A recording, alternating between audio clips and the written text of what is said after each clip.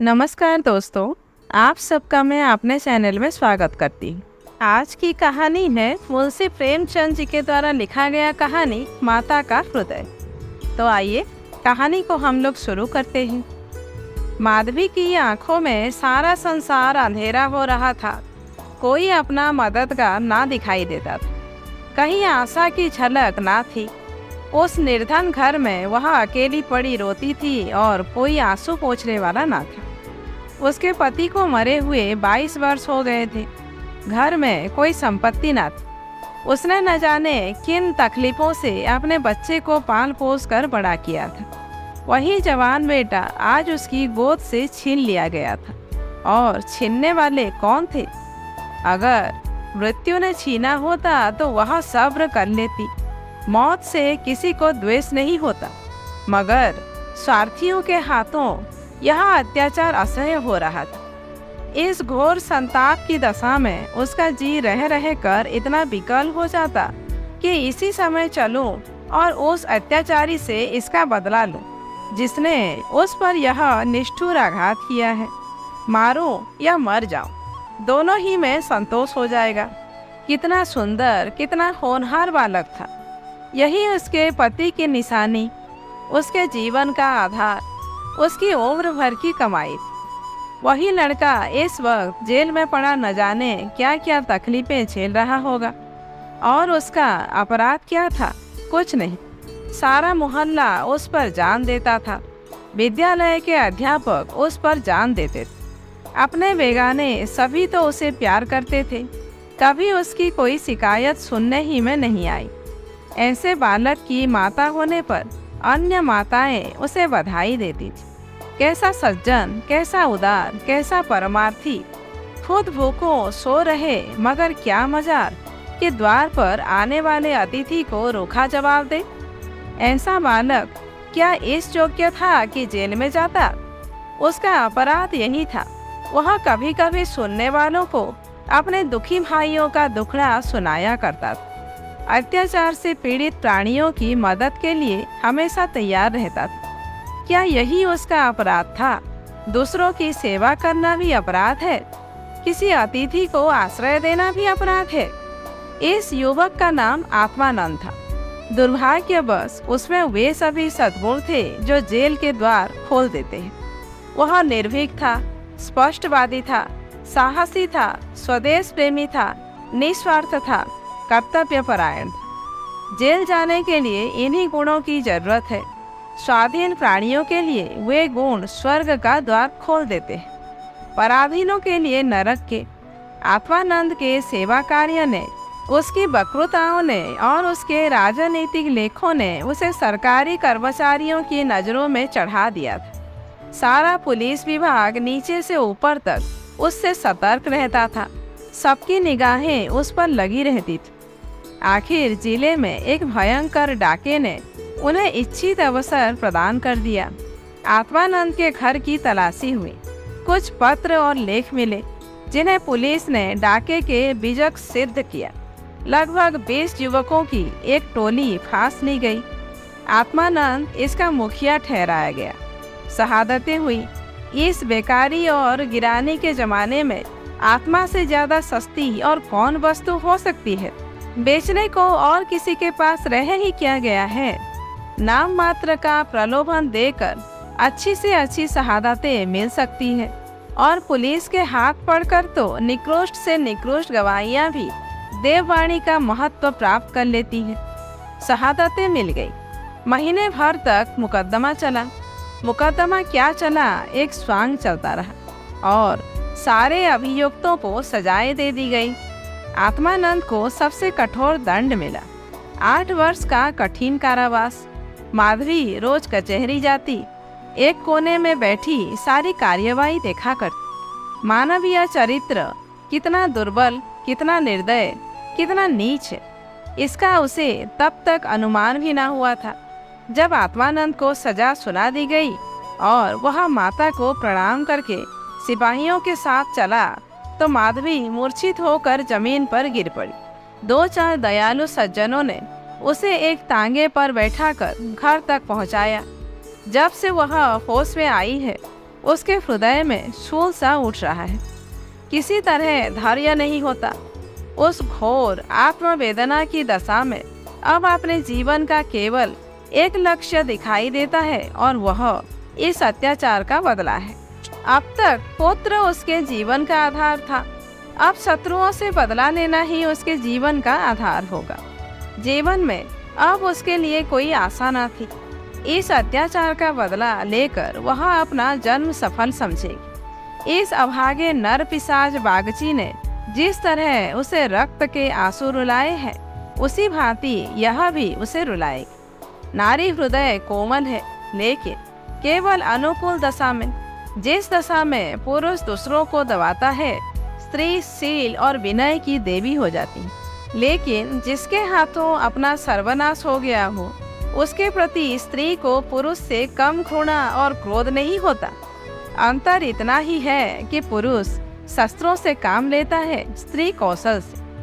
रात भीगती जाती थी और माधवी उठने का नाम न लेती थी। उसका दुख प्रतिकार के आवेश में विलीन होता जाता था, यहाँ तक कि इसके सिवा उसे और किसी बात की याद ही न रही।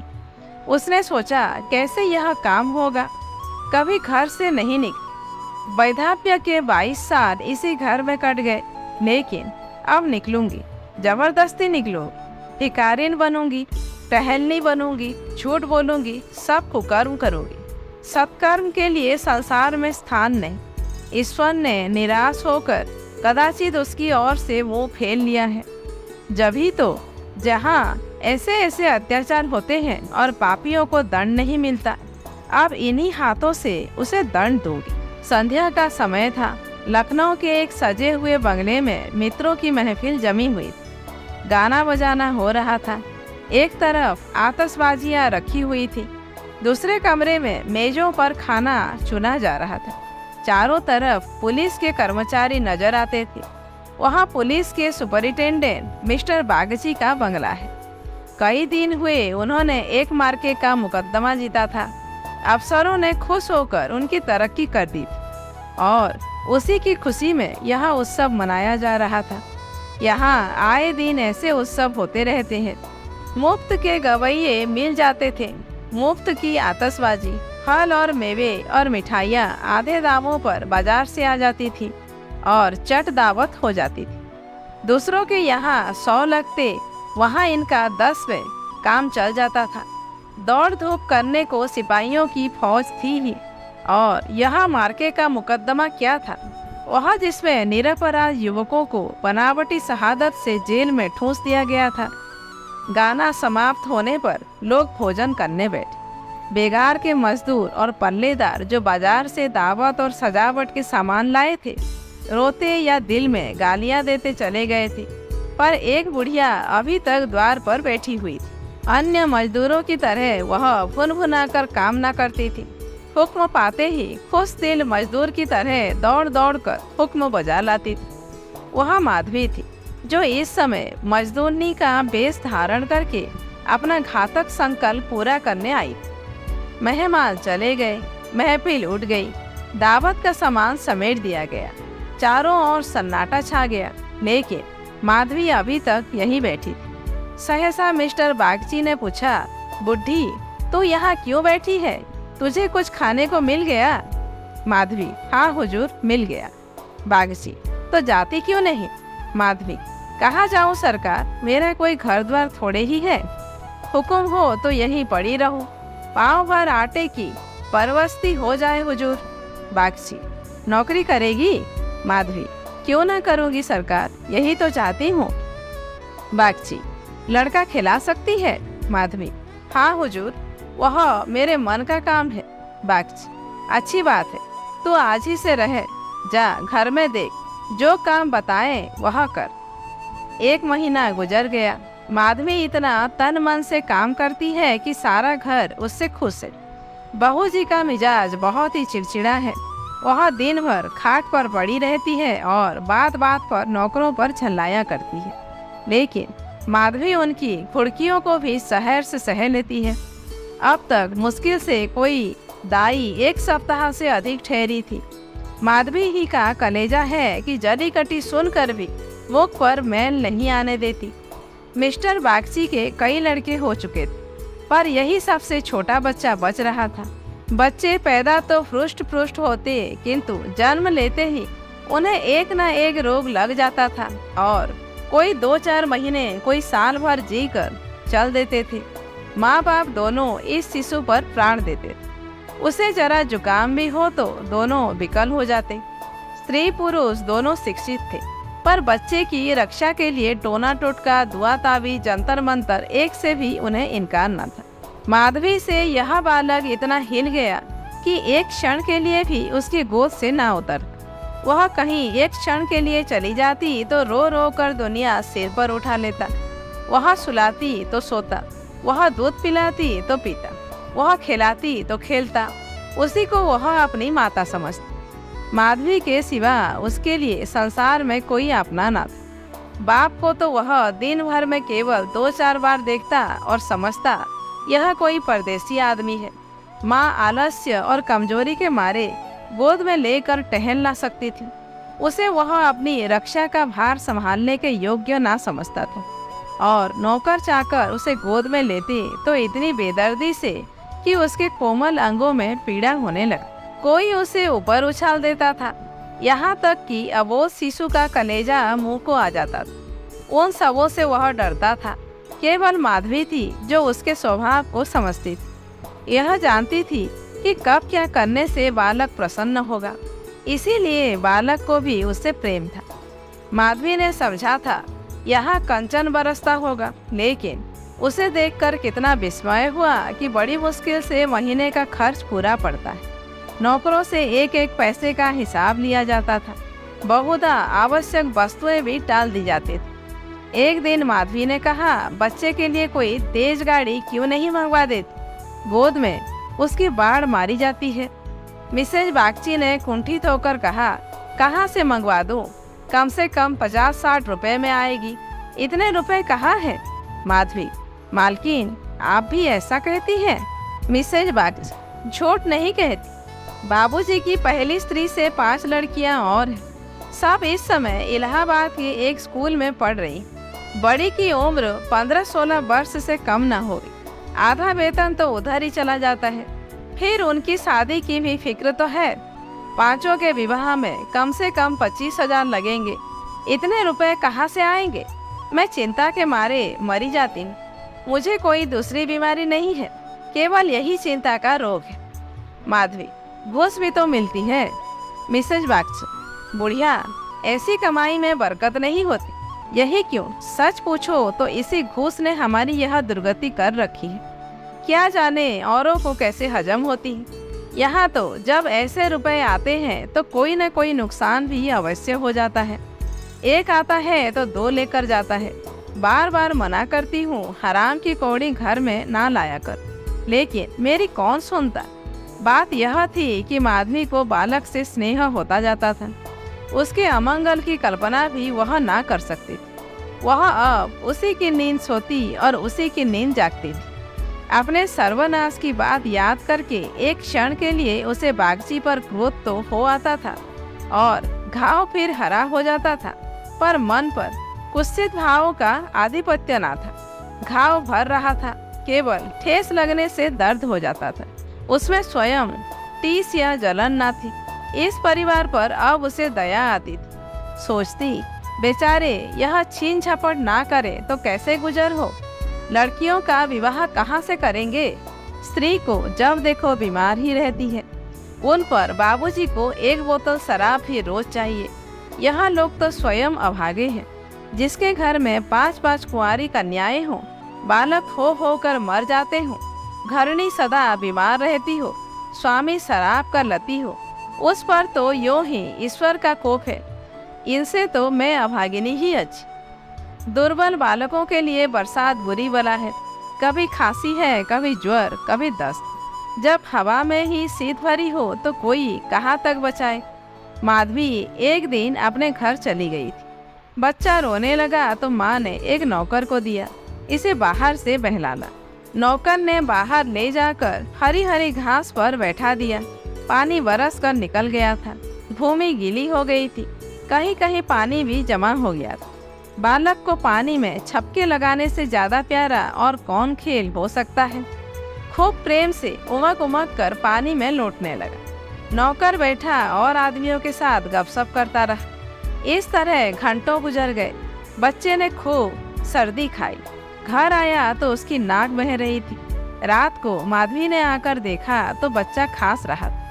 आधी रात के करीब उसके गले में खरखर की आवाज निकलने लगी। माधवी का कलेजा सन से हो गया। स्वामिनी को जगाकर बोली, देखो तो बच्चे को क्या हो गया है? क्या सर्दी वर्दी तो नहीं लग गई? हाँ, सर्दी ही तो मालूम होती है। स्वामिनी हकबका कर उठ बैठी और बालक की खुरखुराहट सुनी तो पांव तले से जमीन निकल गई। यह भयंकर आवाज उसने कई बार सुनी थी और उसे खूब पहचानती थी। व्यग्र होकर बोली, जरा आग जलाओ, थोड़ा सा चोकर लाकर एक पोटली बनाओ, सेकने से लाभ होता है। इन नौकरों से तंग आ गई। आज कहा जरा देर के लिए बाहर ले गया था, उसी ने सर्दी में छोड़ दिया। सारी रात दोनों बालक को सेकती रही। किसी तरह सवेरा मिस्टर बागची को खबर मिली तो सीधे डॉक्टर के यहाँ दौड़े। खैरियत इतनी थी कि जल्द एहतियात की गई। 3 दिन में बच्चा अच्छा हो गया, लेकिन इतना दुर्बल हो गया था कि उसे देखकर डर लगता था। सच पूछो तो माधवी की तपस्या ने बालक को बचाया। माता सोती, पिता सो जाते, किंतु माधवी की आंखों में नींद लाती। खाना पीना तक भूल गई। देवताओं की मनौती करती थी, बच्चे की बलाएं लेती थी, बिल्कुल पागल हो गई। यह वही माधवी है जो अपने सर्वनाश का बदला लेने आई। अपकार की जगह उपकार कर रही थी। विष पिलाने आई थी, सुधा पिला रही। मनुष्य में देवता कितना प्रबल है। प्रातः काल का समय था। मिस्टर बागची शिशु के झूले के पास बैठे हुए थे। स्त्री के सिर में पीड़ा हो रही थी, वही चारपाई पर लेटी हुई थी और माधवी समीप बैठी बच्चे के लिए दूध गर्म कर रही। सहसा बागची ने कहा, बुढ़िया, हम जब तक जिएंगे तुम्हारा यश गाएंगे। तुमने बच्चे को जिला लिया। स्त्री यहाँ देवी बनकर हमारा कष्ट निवारण करने के लिए आ गई। यहाँ न होती तो न जाने क्या होता। बुढ़िया, तुमसे मेरी एक विनती है। यूँ तो मन्ना जीना प्रारब्ध के हाथ है, लेकिन अपना अपना पौरा भी बड़ी चीज है। मैं अभागिनी हूँ। आपकी तुम्हारे ही पुण्य प्रताप से बच्चा संभल गया। मुझे डर लग रहा है कि ईश्वर इसे हमारे हाथ से छीन ना ले। सच कहती हूँ बुढ़िया, मुझे इसको गोद में लेते डर लगता है। इसे तुम आज से अपना बच्चा समझो। तुम्हारा होकर शायद बच जाए। हम अभागे हैं। हमारा होकर इस पर कोई न कोई संकट आता रहेगा। आज से तुम इसकी माता हो जाओ। तुम इसे अपने घर ले जाओ, जहाँ चाहे ले जाओ। तुम्हारी गोद में देकर मुझे फिर कोई चिंता न रहेगी। वास्तव में तुम ही इसकी माता हो, मैं तो राक्षसी हूँ। माधवी, बहू जी, भगवान सब कुशल करेंगे, क्यों इतना जी छोटा करती हो? मिस्टर बागची, नहीं नहीं बूढ़ी माता, इसमें कोई हरज नहीं है। मैं मस्तिष्क से इन बातों को ढकोसला ही समझता हूँ, लेकिन हृदय से इन्हें दूर नहीं कर सकता। मुझे स्वयं मेरी माताजी ने एक धोबिन के हाथ बेच दिया था। मेरे 3 भाई मर चुके थे। मैं जो बच गया तो माँ बाप ने समझा बेचने से ही इसकी जान बच गई।